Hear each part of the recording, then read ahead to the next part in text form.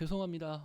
이거 뜻밖의 그 마이크 문제가 좀 나와가지고 좀 오래 걸렸습니다. 네, 여러분들 좀 이해 부탁드릴게요. 좀 죄송하다는 말씀 계속 드리고 자, 금일 11월 30일 오후 마감 라이브 방송 좀 늦었지만 시작해 보도록 하겠습니다. 죄송합니다.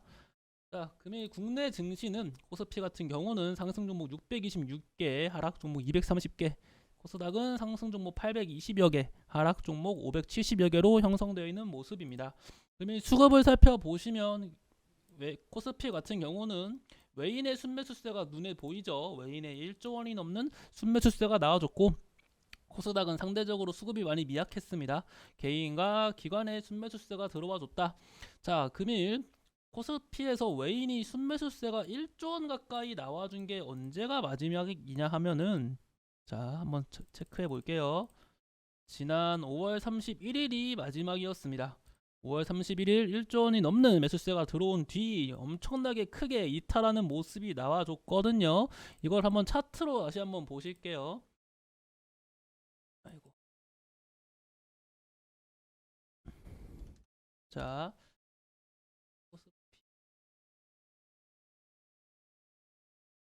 소리가 좀 커진다고요? 잠깐만요. 좀 거리를 두고 말 한번 해보겠습니다. 소리가 갑자기 커졌다고 하니까 좀 작게 말해볼게요. 소리 작으시면 말씀해 주세요.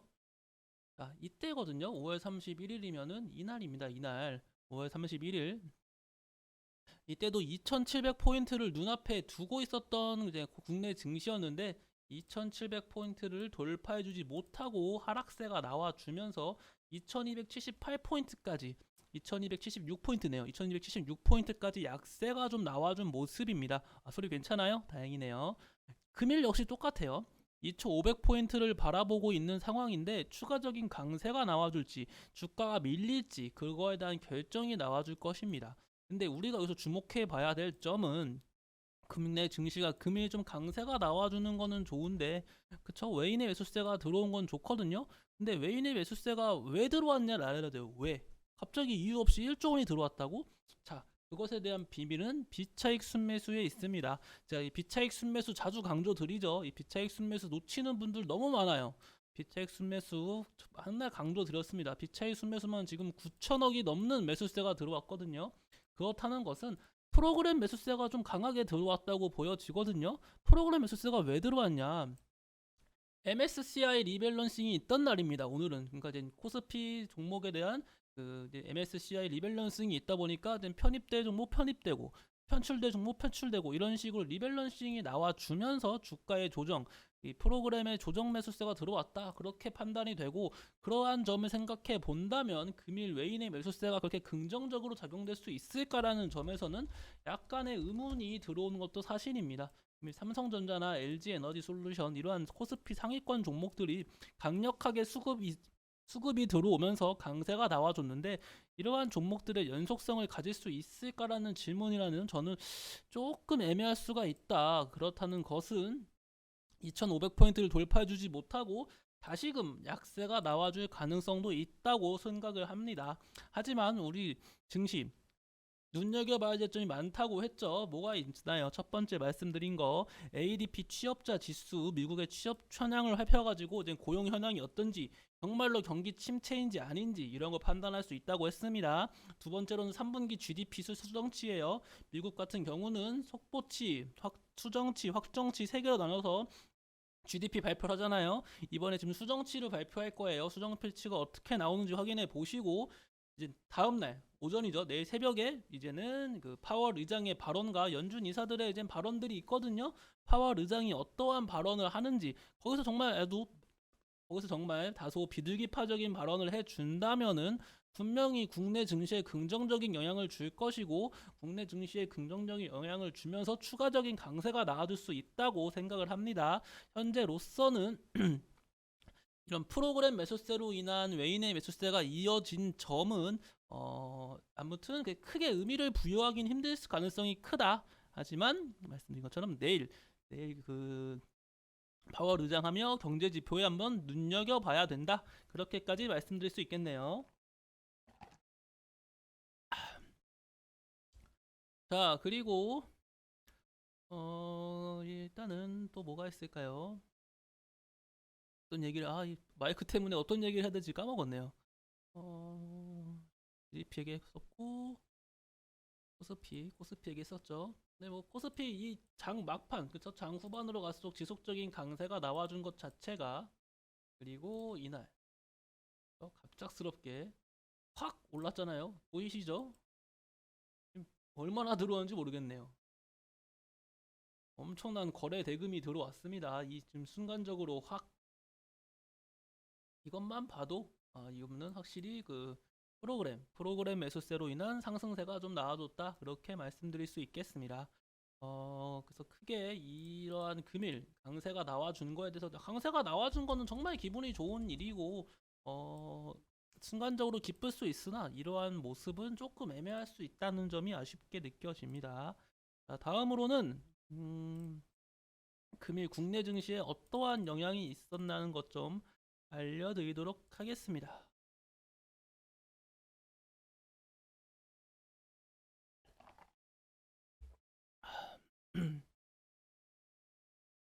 자, 첫 번째, 제가 말씀드렸죠.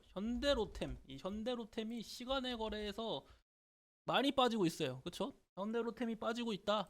빠지고 있는 이유가 뭘까요? 현대로템에 대해서 이거에 대한 제 생각을 한번 말씀드릴게요. 제가 현대로템 좋다는 얘기만 지금 입이 닳도록 얘기하고 있었는데 현대로템이 시간에서 빠지고 있거든요. 그 이유가 이겁니다. 공시로 보여드릴게요. 공시로. 자, 이 현대로템 얘기를 해야 될 것 같아요. 사람들이 헷갈릴 수 있어가지고. 거래처와의 거래 중단. 이 제목만 봐도 좀 파격적이네요. 거래처와의 거래 중단. 국가, 지자체 및 공공기관을 상대로 한 입찰 참가 자격을 6개월간 제한시키겠다. 그 비중은 매출액 대비 무려 20%나 해당되는 기관 비중이에요. 그런 걸 보니까 지금 현대로템 6개월 동안이나 이거 국가나 지자체를 향한 입찰을 못 한다고? 이거 완전 악재 아니야? 그러한 악재 속에 지금 현대로템이 시간의 거래에서 좀 크게 빠지는 모습입니다. 그쵸? 자, 그래서 현대로템에 대해서 제가 말씀드리고 싶은 거는 이러한 점, 표면적으로 봤을 때는 되게 악재거리로 보여지긴 합니다. 하지만 현대로템의 수급을 보세요. 일단 수급. 기관과 외인과 기관의 동반 매수세가 엄청나게 꾸준스럽게 이어진 종목이에요. 그쵸? 수급 괜찮고, 첫 번째로 이러한 점이 6개월 입찰 제한임. 단순 입찰을 제한하겠다는 거예요. 6개월 동안 또 향후 얼마나 많은 MOU를 할 것이고 M&A를 할 것이고 얼마나 많은 입찰을 할지 모르겠으나 이미 현대로템은 폴란드 수주하며 방산 흑표 수출하며 엄청나게 많은 이미 찍어내야 될 양이 많은데 이제 와서 갑자기 입찰 제한? 그래서 이게 큰 영향을 줄지 안 줄지는 좀 의문입니다. 저는 이 현대로템이 그래서 이러한 영향이 얼마나 큰 영향을 줄지 모르겠으나 좀 단발성 이슈로 끝날 것 같아요. 자, 과거에도 있었습니다. 현대로템 보이시나요? 2021년 9월 7일 날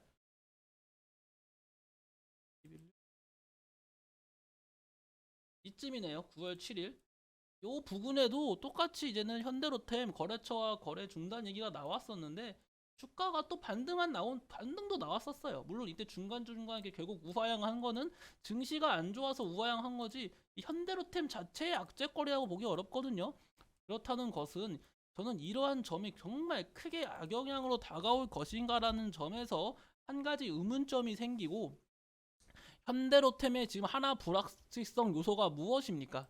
제가 무료 3일 급등방에다 현대로템 나갔었고 절반 매도하시라고 말씀드렸죠. 왜 매도하라고 했어요?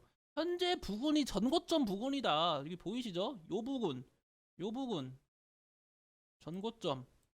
이미 전고점에 도달을 했어요. 전고점에. 그래서 여기가 단기 고점이 될 가능성이 크기 때문에 안전하게 절반 수익 실현해라. 그렇게 말씀드린 거지. 전고점에 대한 리스크가 더 큰 종목입니다. 현대로템은 이러한 지금 뭐 20% 거래 정지 그러한 이슈로 인한 지금 약세? 저는 추가적인 강세가 나와줄 확률이 더 크다고 봐요. 나중에 오히려 약세가 나와주면은 추가 매수의 기회가 된다고 좀 좋아할 것 같습니다. 이것도 크로마키가 또, 자, 그러한 점 알고 계시면 좋을 것 같고, 자, 그리고 또 다른 이슈가 있죠. 미래 나노텍, 한국 메탈 실리콘과 인수 계약을 철회했다. 뭐 이런 얘기가 나와주고 있어요. 그래서 미래나노텍 시간의 거래에서 하한가가 나와주고 있는 모습입니다.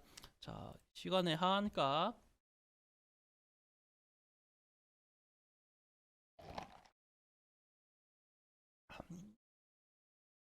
뭐 한국메탈 실리콘 인수 계약을 철회했다는 것이 뭐 많이 악재거리긴 해요. 인수 철회 이런 거 정말 악재거리긴 한데 사실상 미래나노텍은 리튬 관련 이슈로 더 잘 가던 종목이기 때문에 이런 것도 약세가 나와주면은 눌림목에서 한 번 더 매수 포인트를 잡아보면 돼요. 이런 거 악재 나왔다고. 왜냐면은 보유하고 계신 분들은 뭐 중간적으로 떨어져서 아쉬울 수 있겠지만 그렇지 않다면은 저 싼 가격에 좋은 종목을 살 수 있는 기회가 된다, 그렇게 말씀드릴 수 있겠네요. 자, 그리고 뭐 M게임, 귀원 IP 활용, 소울세이브, 알리바바 손잡고 글로벌 시장 공략에 나선다. 뭐 M게임 뭐 이런 단발적인 이슈, 뭐 단발적인 이슈입니다. 현재 게임 관련주는 그 위메이드 이 종목 때문에 좀 전반적으로 좀 많이 약세가 나와주는 모습이죠. 자, 그리고 국토교통부 모빌리티 자동차 정책국을 신설하겠다, 이런 얘기. UAM 관련주한테는 아주 긍정적인 이슈예요. UAM 관련주는 계속해서 말씀드리는 것처럼 윤석열 정부의 그 정책 수혜주기 때문에 추가적인 강세가 언제든지 나와줄 수 있는 종목이라고 말씀드렸습니다.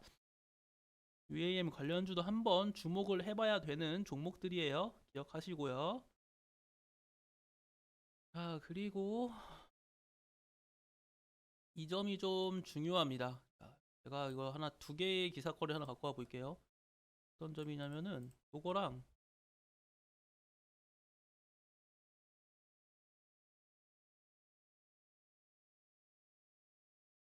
이렇게 두 개의 종목, 그러니까 두 개의 이슈거리에 대해서 한번 설명을 해드리겠습니다.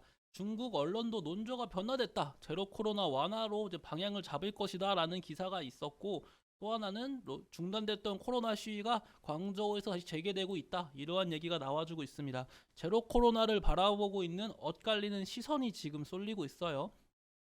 자, 중국 입장에서도 제로 코로나를 과연 이제 완화시킬 것인가, 이런 걸 보고 고민을 많이 할 거예요. 물론 저는 당장 방역을 좀 완화시키기는 어렵다고 보고 있고, 아무튼 이런 방역을 완화하실 할 것 같다는 그런 기대 심리가 지속적으로 작용되고 있거든요. 하지만 뭐 이제 코로나 시위가 다시 재개됐다는 소식은 당연히 좀 안타까움이 크게 느껴집니다. 최근 국내 증시뿐만 아니라 전 세계 증시는 중국으로 또 눈이 쏠려 있다고 말을 했죠. 중국이 제로 코로나 좀 완화 정책을 펼친다면은 증시에 분명 긍정적인 영향을 줄 가능성이 큽니다. 그러한 점 기억하고 계세요. 하지만 현재로서는 어, 방역 완화가 나올 가능성은 좀 희박하다, 그렇게 말씀드릴 수 있겠고, 봐야 되는 거는 WHO 피라맥스 광역 광고 약물 가이드라인 포함. 뭐 신풍제약이죠. 신풍제약 역시 좀 안타까움이 큰 종목 중 하나입니다. 신풍제약. 왜 안타깝냐? 신풍제약이 정말 많은 종목을, 그러니까 많은 그 임상을 하고 있거든요. 코로나뿐만 아니라 뭐 정말 다양하게 관절염 등 다양한 분야의 지금 제약을 좀 개발하고 있는 기업인데, 이미 코로나 특수성으로 인한 너무 큰 상승세가 나와가지고 주가의 조정이 이어지고 있습니다. 신풍제약은 또 언젠간 추후에 반드시 강세가 나와줄 수도 있는 종목이에요.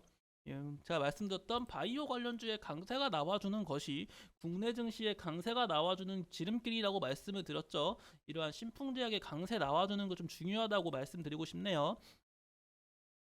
이 코로나 관련주들은 근데 대시세가 한번 나와가지고 이 코로나 관련주 말고 뭐 정말 뭐 치매라든지 탈모, 뭐 관절 이런 쪽으로 좀 강세가 나와줬으면 좋겠습니다.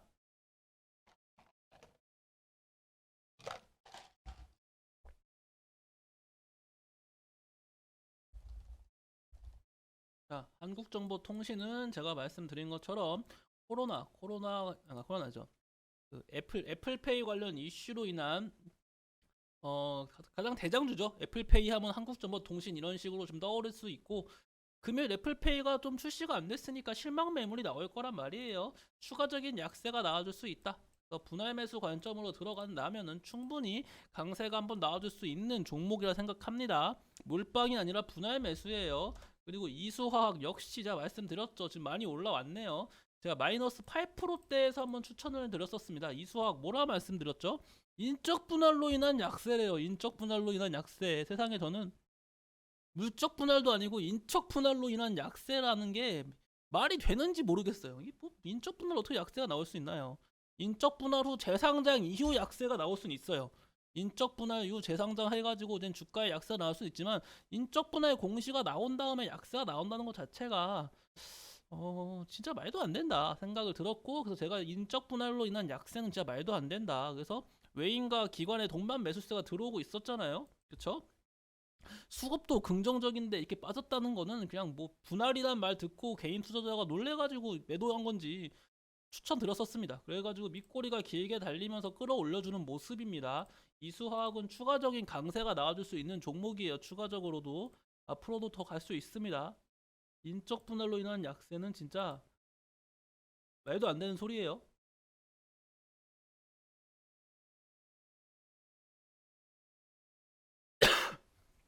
자, 그리고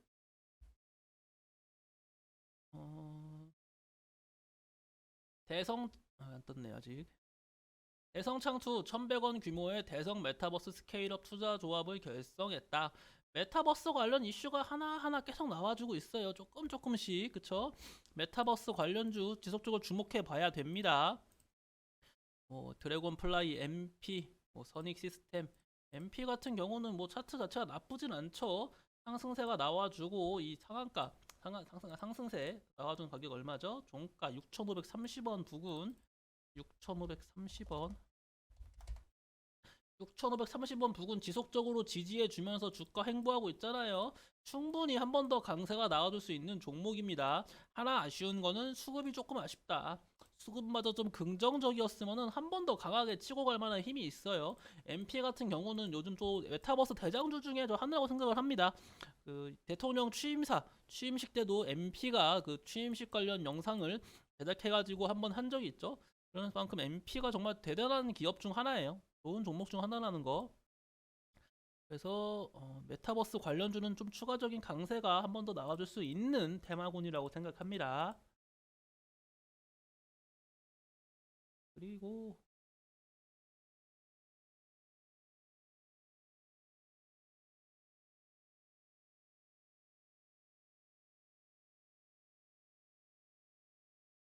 현재로서는 네, 이 정도 말씀드릴 수 있겠네요. 금일 아무튼 가장 중요한 거는 이제는 금일 증시보다는 내일 파월 의장이 발언하며 미국 경제 지표에 어떻게 나오나 이 점 한번 주목해 보시고요. 또 이러네. 그 점에 한번 주목을 해보셔야 합니다. 어, 단순히 그냥 넘길 만한 문제는 아니에요. 무조건 한번 체크해 보시고 어떠한 발표가 나오고 긍정적인 파월이 어떠한 발언을 하는지 이 점은 진짜 놓치면 안 돼요. 특히 파월 의장의 발언은 어, 앞으로 12월 FOMC뿐만 아니라 미국 경기에 대해서 전반적인 설명을 할 거기 때문에 놓쳐서는 안 됩니다. 혹여나 놓치더라도 제가 내일 아침에 정리해가지고 찾아올 거니까 재방송 보시면서 한번 더 체크해 보시길 바랍니다. 자, 일단은 그럼 오후 라이브 방송 여기서 마치도록 하겠고 저는 내일 다시 아침 시황 브리핑으로 찾아뵙도록 하겠습니다. 감사합니다.